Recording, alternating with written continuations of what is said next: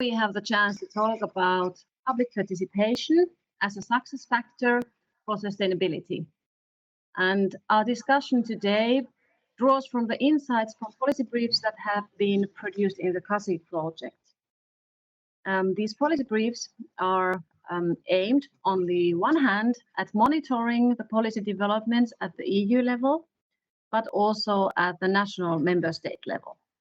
And we are aiming at creating a link or linkage between the two. The policy briefs provide insights on how the EU level policies or policy developments are implemented in the member states. And the final objective of this policy watch is to enable a better understanding of the policy measures related to sustainable innovation.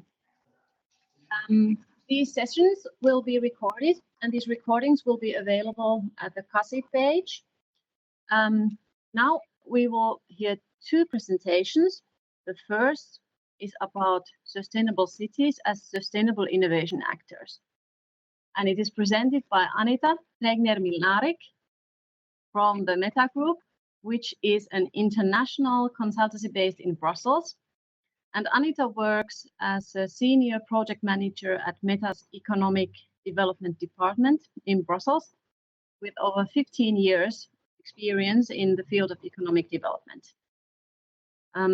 She has over 12 years of working experience on donor-funded economic growth and development projects in Southeast Europe and Eurasia, and more than 5 years of professional working experience working in the field of European funded programs. Anita is also an experienced specialist in the field of policy, research, preparation and execution of action plans and strategies in different areas such as research, innovation, entrepreneurship, financial instruments and ICT. The second presentation today, or in this session, is about Eco-Innovation Action Plan in an environmental policy context. And it is presented by Dr. Petteri Repo from the University of Helsinki, Finland. Petteri works as a university researcher at the Consumer Society Research Center of the University of Helsinki. He has led research groups focusing on living environment and innovations, which have addressed topics relating to user-oriented technology assessment and user innovations for a sustainable knowledge society. He has studied consumer policy and foresight, use of interactive services and user participation in product development, as well as domestication of new technologies. Petteri holds a PhD in economics, and he is an adjunct professor at the Aalto University of School of Business. So we have very renowned speakers here today. The last session today, after these two presentations, will be a joint discussion of Anita and Petteri, and the topic will be CASI recommendations within the EU policy framework. And at the end of this session, we will have time for questions and answers. So please use the chat function that you have in the top right corner of your screen. Send us your questions that you might have emerging during the presentations. And I would like to remind you that at the end of this session, you will get a short questionnaire about the content of the presentation. So we ask you to just take a little time and answer these questions. So please, Anita, the stage is yours. Thank you very much, Kaisa, for such a wonderful introduction. I would also like to greet and warmly welcome all the participants of today's webinar as well. We know that this is a very busy time of the year before the holidays, and it's not easy to find the time for this kind of presentations, but it's important, for us that you participate, and we also hope that you will enjoy our presentations today, and we are very welcome to your questions and comments. So as Kaisa was saying, I will be presenting a little bit about the smart cities today, as this was actually our first policy brief that we published in the framework of CASI project. because we thought that this would be a very good opening theme, when it comes to addressing the sustainability in innovation and public participation in general, because this is, what we view in particular when we are observing the topics that we are looking at when we are choosing the ones for the policy briefs. So let me now start with the presentation.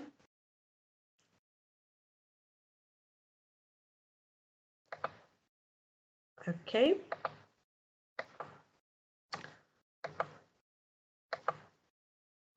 So actually, I would just like, to start, with this statement of Professor Carlo Ratti, because this is actually what we really think, that the smart cities should be about, because the civic engagement is something, that is very important, and that should be the core of the smart city development actions. Even though we see that happening, we still think, that this is not adequately presented in majority of actions. So with this opening statement, we actually also wanted, to one more focus at, what are the objectives of CASI in that regard. So this is just a slide to show how actually world leading economies are looking at the smart city concepts and how much investments they're actually making in order to develop this type of activities, and what are the size of the investments that they are making in that regard.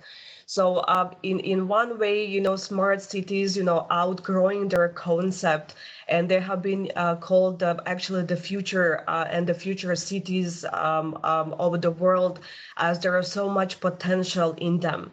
So here we just actually addressed a few of the countries and very interesting projects that they are developing, to be like introduction, to our further session.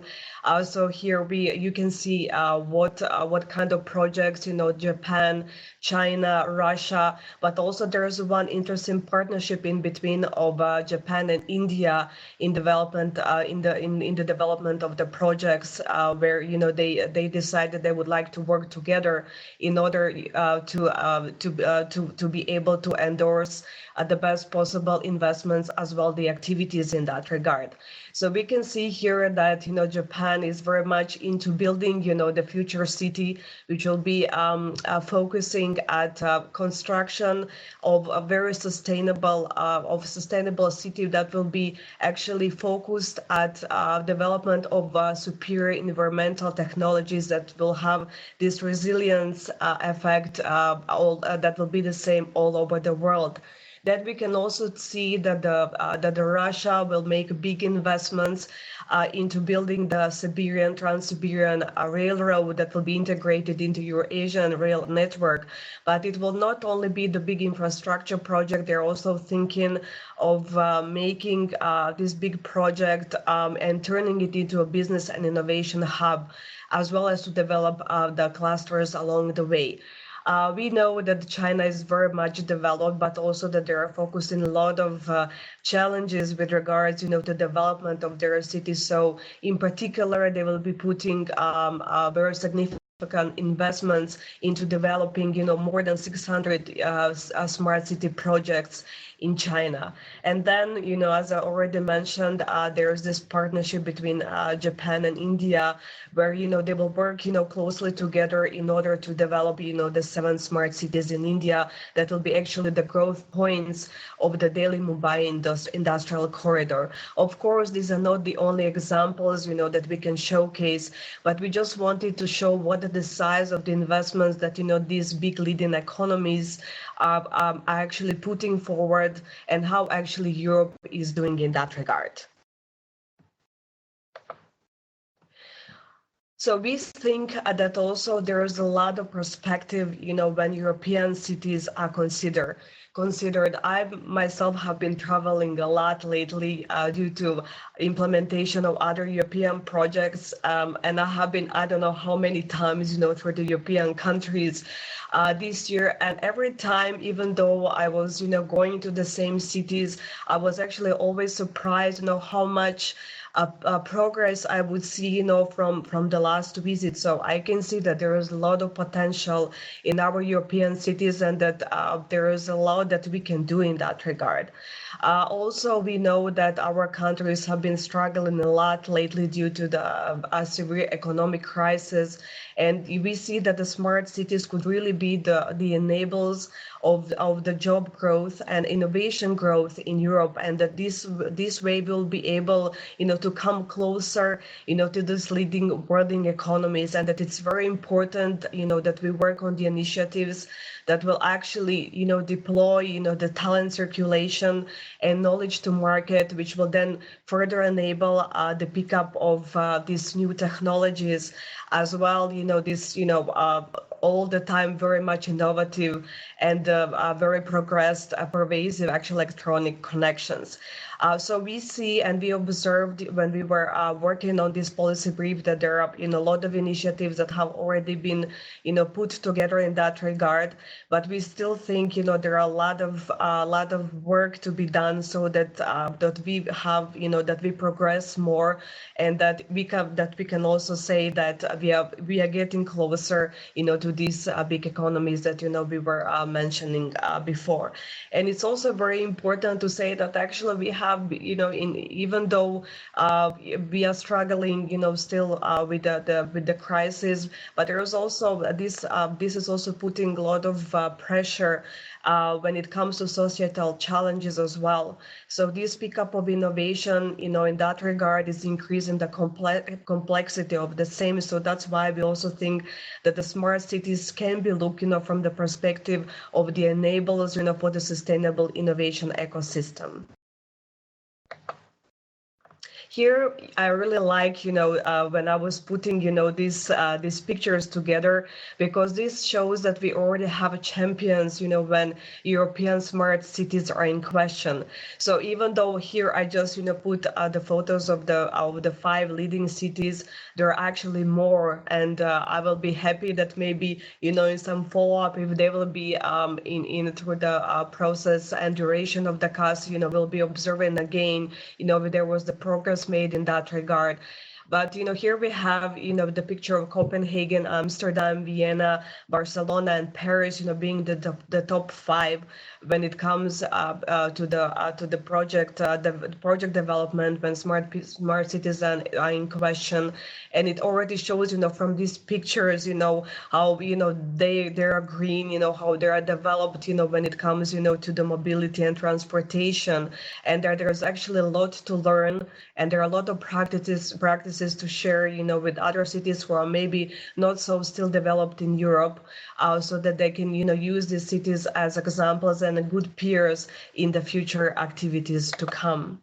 And, you know, here is just, you know, to see, you know, what are the top 10 in Europe and what we can be proud of and what they have been achieved, and, you know, why they've been considered, you know, as the most developed in the, you know, smart city arena.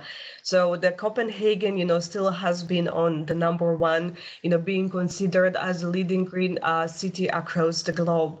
It's closely followed by Amsterdam, that is in a way considered as, you know, the living, you know, urban laboratory, which means that the city itself, you know, it's like a test bed, you know, for all the activities, you know, that have been endorsed in order to improve the city to be for the quality of life of its citizens. Then we also have Vienna, that actually developed more than 100, you know, smart city projects. And they even have their own planning department that is only working on the smart cities initiative. So this is also one very good example to follow for the other cities, you know, when the implementation of such activities are considered. Then we have Barcelona, that also has a very impressive portfolio of smart city initiatives, due to which it's actually considered, you know, to be like the one, you know, that is actually providing support, you know, for the global smart city movement. Then we have a Paris that was actually in a way considered to be a pioneer when in the smart city arena, and especially when, you know, their mobility is when the mobility of its citizens is in question. They actually have the leading, you know, expensive network of the bike sharing network in Paris that is called Velib. Then we have Stockholm, being the city considered as green and carbon neutral, and that is very much using its digital progress for the digital governance. That is very much on top of the agenda for Stockholm. Then London, that is smart economy driven, based on the entrepreneurship, and building these entrepreneurship hubs, that they are very much already for years now recognized of. Then we have actually Hamburg, being on number 8, that is considered also as one of the most progressive European green capital city, which also offers a very high standard of living for its citizens. Berlin, has been considered a bit different, when it comes to development of their smart city concept, because they are trying to develop, this creative class of people, that will be the ones who will be leading, this urban renewal development, economic growth that is also very much based on the entrepreneurship itself. And then here we also have Helsinki, that is also has been considered very progressive, and that actually is building the innovation based on promoting engagement and development of different applications and different initiatives through hackathons and other type of initiatives, and it is also focusing on improving the quality of life. So having that said, we really have a lot to show off, and there we also already have a very good example to follow, and the cities and the governments should have this in mind for development of their future activities. So we were also observing from the point of the smart city drivers, what is actually important, what makes these type of initiatives being successful, and what are the important factors. And as we started with our presentation, with this nice statement of Professor Ratti, there is of course smart cities are about technology and innovation, but moreover they're about stakeholder engagement. So this is the core. And we observed, what the stakeholder engagement, and the mobilization of citizens when initiatives related to the smart cities are concerned. So we see that, as we said also in the beginning, that a majority of the initiatives also in Europe, they do rely on the engagements of citizens. However, they should be more utilized, because if we put commitments, into the hands of citizens or stakeholders in general, this creates a commitment, to the initiative and to the project, and this also facilitates and stimulates business that also comes, from the private and public sector, and citizens, would be very much, happy, to contribute, for this kind of a development. It's also very important to have a strong local government, of course, as a key strategic partner, because we know that this is how things start.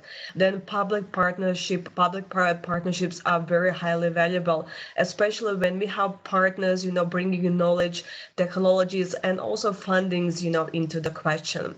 Also, when we observe, how the stakeholder engagement, has been initiated at the European, at the EU level, especially when the European institutions are in question, then of course the most important stakeholder engagement that we observe is the European Innovation Partnership on Smart Cities and Communities, which innovates the complementary, action, and it includes all these kind of stakeholders, types of stakeholders that we mentioned earlier.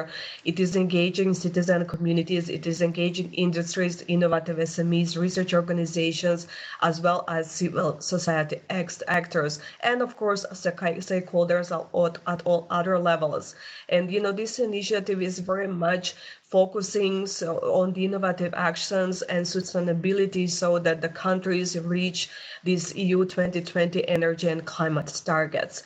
But of course, these are not the only initiatives that have been started at the high EU level. We see and also observe that there are other departments of the European Commission as well as the European Parliament being very much active in promoting this type of activities, but also to be the initiator of the ones. So when we were observing, what has been done already in terms of the smart city initiatives, what type of stakeholder engagement has been already addressed and is initiated.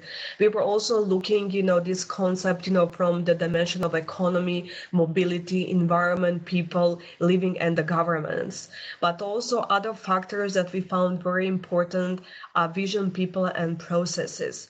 So having that in mind, we were trying, to put some observation of what is actually still missing and what is needed to be done, so that we see that smart city initiatives, are really picking up and they're much more progressing in that regard. So we see that there are still a lot of structural challenges, that the European cities and governments are facing, and that the shift is needed toward the future industries, that will be creating new generation of knowledge-based companies. It is also very much important, to endorse the right measures so that we are able to create an environment that will translate these technology trends into growth and jobs, which is very much needed for Europe. Then, the establishment, but of really effective, innovative ecosystems that will nurture entrepreneurship, because we see that actually entrepreneurship is very much struggling, maybe even, the most when we are looking, in general, what is the situation in Europe in that regard. So this is very important to have, the right conditions in that regard. So that we also enable innovation and entrepreneurship, but towards the real and long-term sustainability of its actions. Then, of course, we need to increase also the efficiency of use of resources, and also we have to pay much more attention to the sustainability and innovative actions, because sometimes we only look at technologies, and this is not what sustainability is all about. That's why we have to look towards fostering an attractive environment for long-term investments. And of course, it's always needed, with the pickup of innovation, to also introduce new type of businesses, new type of financial models, and new type of partnerships, of course, putting focus also on public-private one that will actually combine industries, users, and, needed resources at all levels.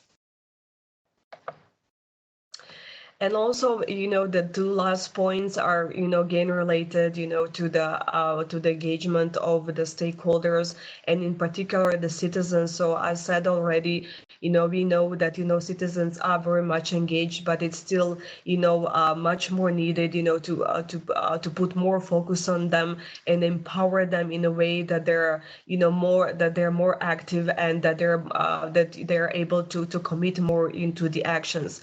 And also the citizens should also be involved in the process of mapping, what is really needed to build, this right, smart city ecosystem. Then this is always very important, that all the actions that will be endorsed, that they're also supported by right regulatory frameworks, because this is very much needed, for any type of initiative, to start.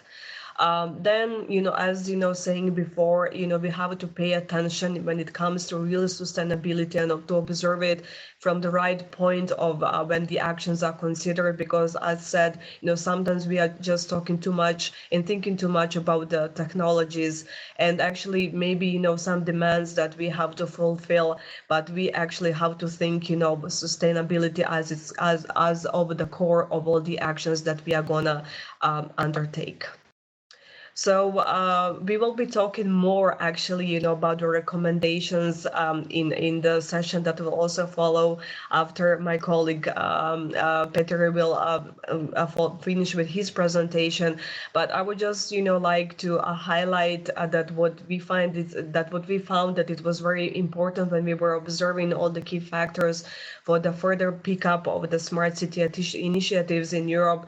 It's again the stakeholder engagement, it's the right regulatory framework, to be endorsed, but moreover that it's very important to map, the ecosystem, to know what is really there, and that we build all the future activities in initiatives, on the grounds that we already have, because this is the only way that we can also that we can achieve the sustainability, but also that we use very efficiently the resources that we have. And of course, the financial mechanisms are very important very important in that regard, and they need to be also very closely developed, to according to the conducted mapping, as well as within the legal framework and the actions that are endorsed in that regard.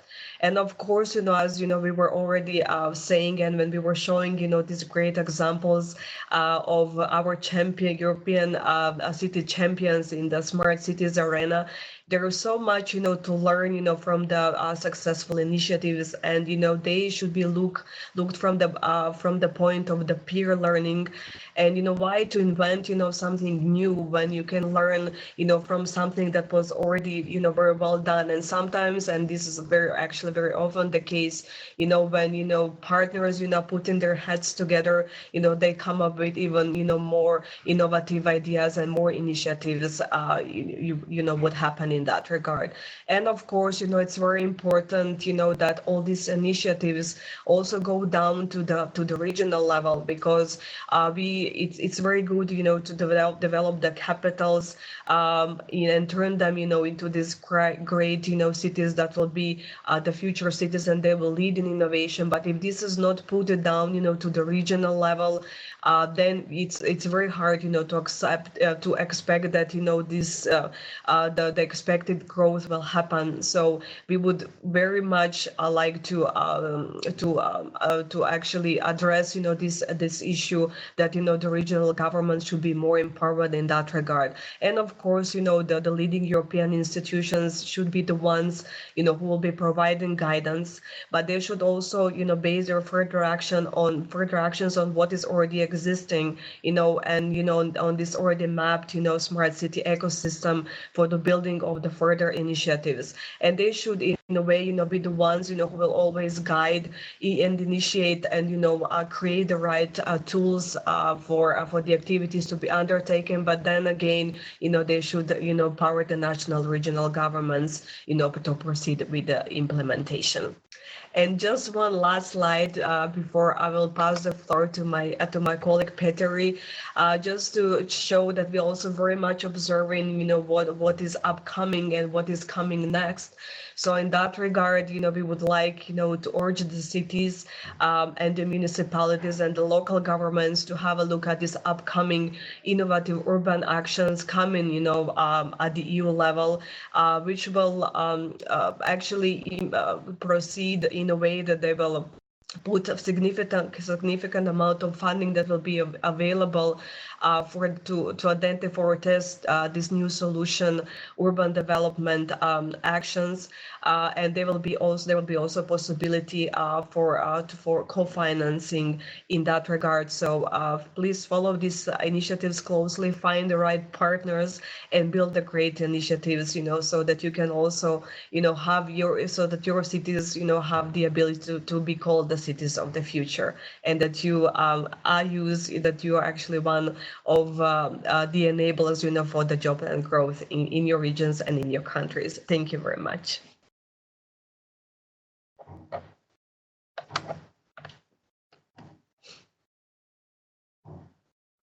Thank you, Anita. So, Petteri, would you like to start? Thank you, Kaisa. Hello, world. My name is Petteri Repo and I come from the University of Helsinki. I hope you can hear me well. It's great to be here. Thank you for joining. My topic for today is the Eco-Innovation Action Plan in an environmental policy context. And I think this is a very interesting issue because eco-innovation is a part of environmental policy in the European Union, but it's also fundamentally different from environmental policy. In short, eco-innovation is about innovation, while environmental policy is more about preservation and maybe also regulation. So, what is eco-innovation? It was identified in the 1990s. There's a fine definition by Fussler and James stating that it's about providing added value on the one hand and significantly decreasing environmental impacts on the other. And so it sort of is an innovation which has impacts, environmental impacts. If we go to the policy world, we can add dimensions such as technology push, market pull, regulatory push also, and in the European Union, we speak of the Eco-Innovation Action Plan, which also embraces all these dimensions. We speak of market supply and demand, research and industry, we have policy and financial instruments, and so on. In the CASI project, again, these dimensions are also fitting in very well. We look at ecological, economic, and social sustainability. So that's a brief definition about eco-innovation. How do we look at innovations? Here we have two pictures of potential eco-innovations. I want to show them to you, to have you reflect on that eco-innovations are not very simple as concepts. On the left-hand side, we have zero energy buildings, which you can imagine, of course, are eco-innovations because they use less energy than regular buildings, which do use energy. However, their substitutes, I mean, you can see a fine standalone building here. Its substitute could be something of an enormous housing complex, which also may use a little, maybe even a zero amount of energy. And we also have to consider the infrastructure. What kind of city planning do we need for these kinds of buildings? How do we provide transport? Can we have a subway to large numbers of zero energy buildings like this one in the picture?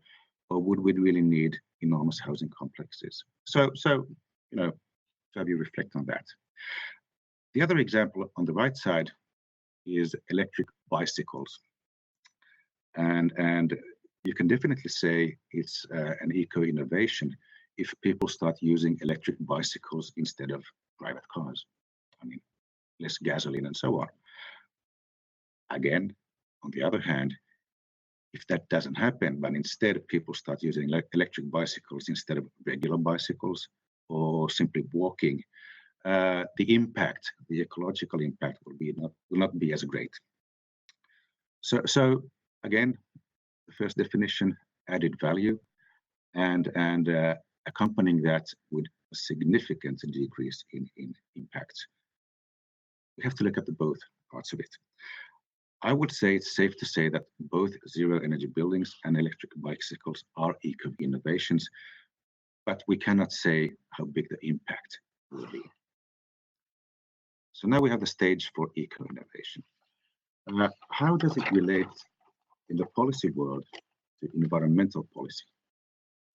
You know, to bringing the policy perspective, which is where CASI, the project, looks in. First, I have to say that nothing is strictly black and white in the policy world. You know, you always have to look at both sides. So this comparison intends to highlight features and maybe even make distinctions.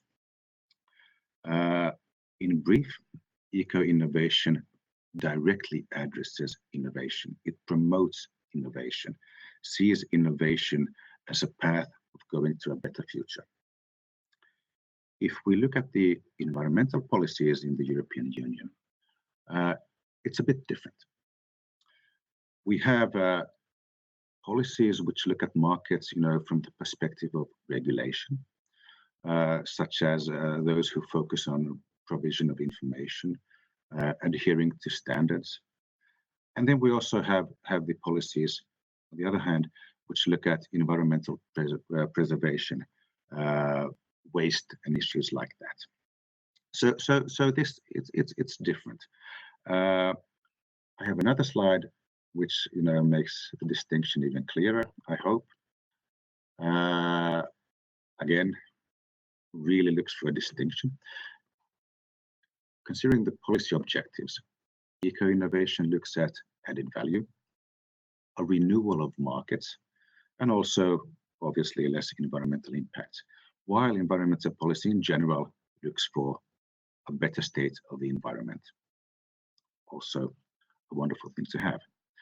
In terms of methods or the procedures which the policies sort of promote, eco-innovation maybe is more in the world of new business models, new ways of organizing production and consumption, while environmental policy is more in the world of regulation and even measuring waste or measuring how much less waste should be produced in the future.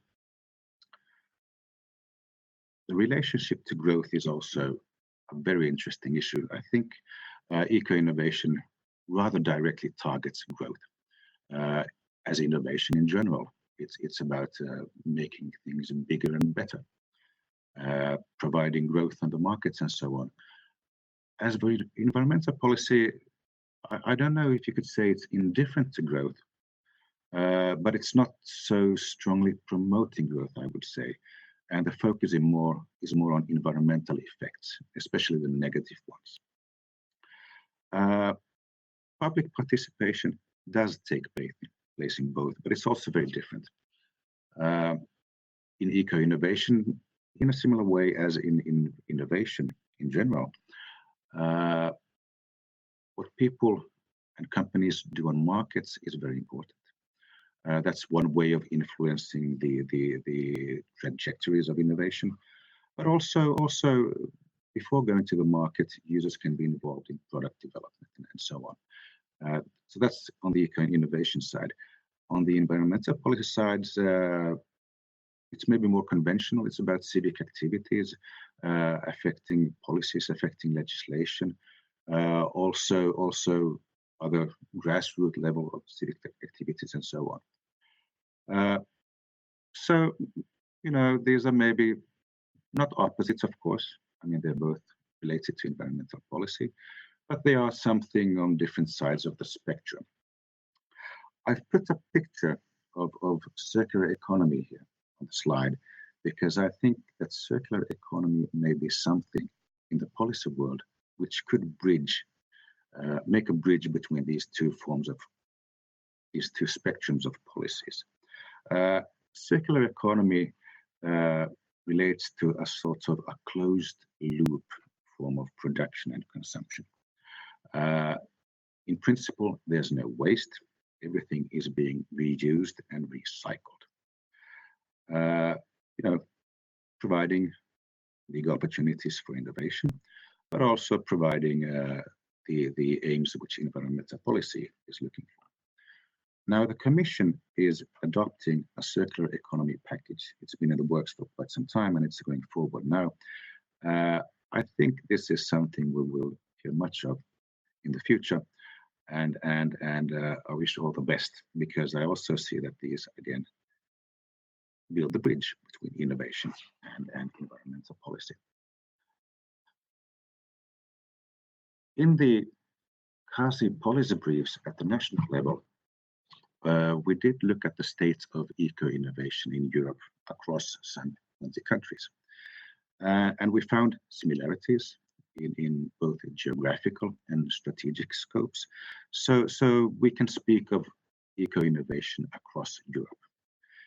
Now, eco-innovation typically takes place at national levels, maybe also at the European level, but the focus was on national. It's not maybe so much of regional or local levels. And I suppose the reason for this is that innovation systems very often have a sort of national character to them. We even speak of national innovation systems and so on.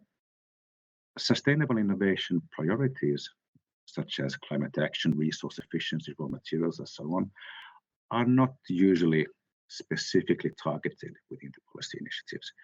Instead, eco-innovation is a topic which uses which is not so clearly defined. It's more about activities for the good and so on. And I think this is also something which is similar to innovation policy.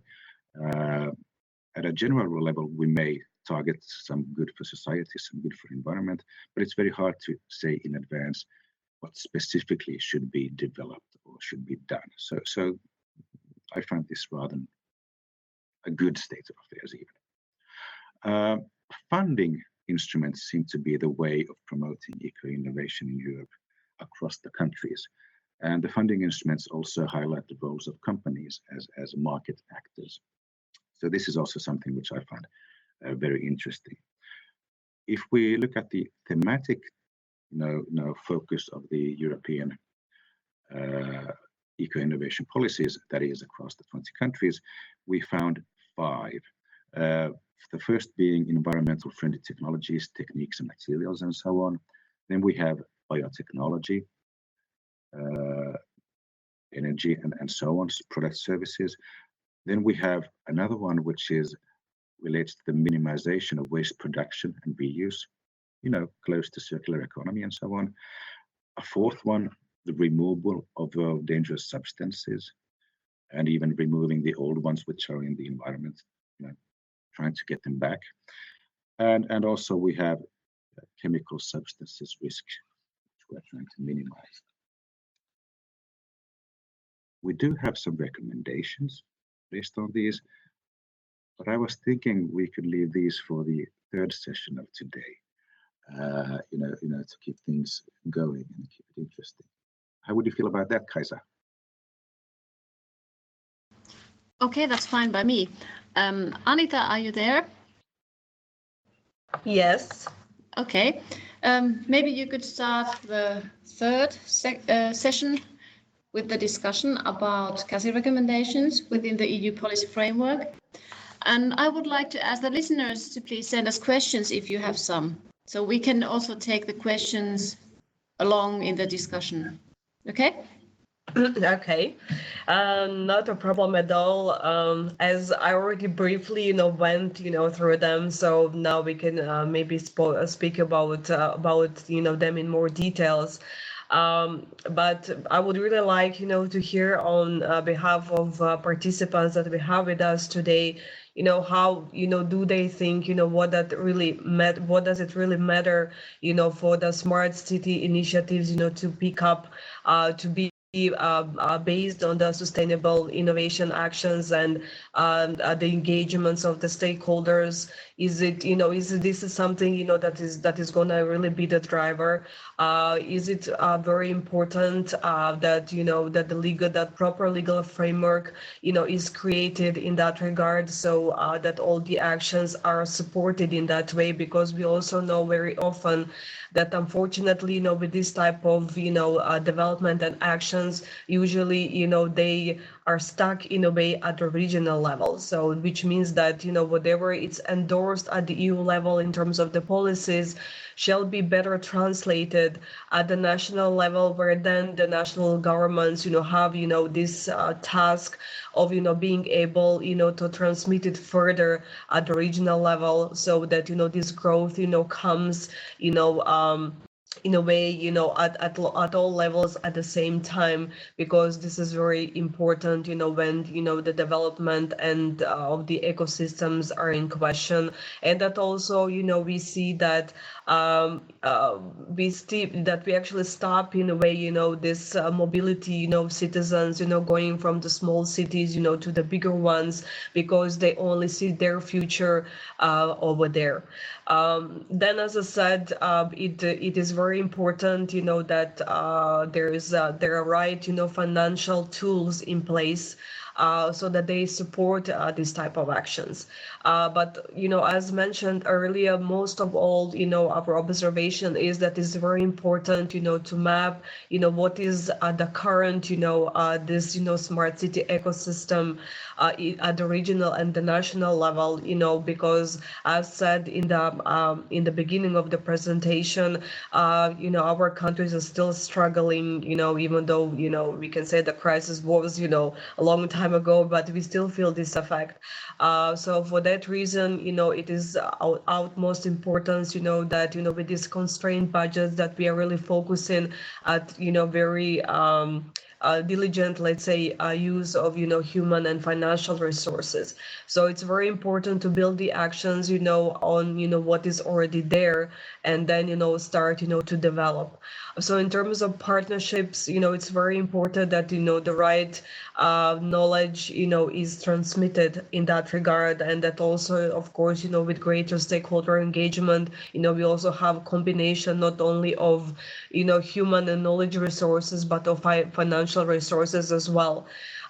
Then, as mentioned, we see, as we saw in the presentation, that there are already great examples, of this, European champions that we have, and and probably, this was because we don't have, that much time, so I was not able to go into even more details when it comes, what it has been done at the European level, at the level of the European cities. But it has been done a lot. And it is important, that we also use this kind of great initiatives that have been already endorsed, for the further peer reviews, that we use, this knowledge talent that has been, creating these great initiatives, to go and talks, to less developed cities and see maybe not how to transfer this type of initiatives, but to help building these innovation hubs all around the Europe, because it's obvious that we already have great source of knowledge and experience here in the country. So it's not always so important that we look at this world leading economies being the example, because of course it is important to have such a goal, and it's good to look at other examples as well, but we should always be more focused at what is really workable and transferable when it comes to the European level. And, as said, of course, the European institutions and, its policy framework is something that is very important, and it needs to be always the guide, these institutions should provide guidance and, should endorse as many initiatives as possible for the pickup of sustainable innovation. It's in its real sense. But they should be the ones who will be coming, with the policy, with the guidance, recommendations. But they should, also provide the tools for the implementations. But then, the implementation process, should go back to the national, regional governments, because they are the ones who should be committed, in endorsement of such initiatives. And also these, stakeholder groups and initiatives that we already observed at the European level, they should really be monitoring what is happening, what is the progress that has been made in that regard, because and based on these indicators, the future actions should be further built again, so that we are very diligent when it comes to the usage of human and financial resources in that regard. So these have been our observations when we were looking at the smart cities from the framework of CASI. And we would like to hear from you now. Would you agree with this observation that we have and the recommendations that we were putting in our policy brief to be the one to be addressed by the European policymakers? Or in general, if you think that there's something, of course, probably there are things that are missing, but we always trying to be concise as possible. But we would very much like to hear from you. How do you feel about it? And, what are your comments? Thank you very much. Petteri, would you like to continue with the recommendations? Or should we take a few of the questions from the listeners? I think we can do both. Okay. So we have questions. First one is, in which way the CASI project can support the development of smart cities around Europe? And I present the second question as well, how the eco-innovation can improve the quality of life of citizens without sacrificing the level of well-being achieved. These were two questions that came. Okay, maybe I can start, with the first one. Well, thank you very much first, for putting, for actually coming out with this question. Of course, as all European projects, we have the framework, that we have to work upon. So with regard to the smart cities, what we are trying, to do, as we were doing with the policy brief. So we really tried, to make the concept in a way that is really addressing the key issues, and we made it accessible to the wider group of the policymakers, and we also hope that this in a way or another will be addressed by them. But also through CASI project, we are working a lot on actually mapping the sustainable innovative actions, and also smart cities are also the ones that have been in the scope.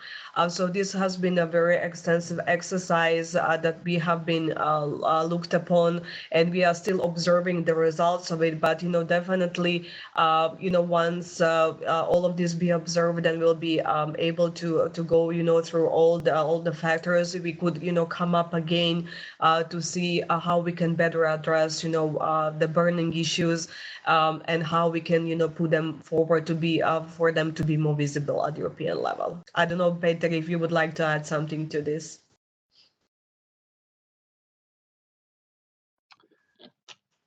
Thank you, Anita. I think we're running out of time, so I'm going to the question on how can eco-innovation improve the quality of life of citizens without sacrificing the level of well-being achieved. I think this is really a key issue, and I think innovation really needs challenges such as this in order, to motivate why it needs to be there. The CASI recommendations partly maybe answer this very good question. I would maybe focus on now the level of well-being is a tricky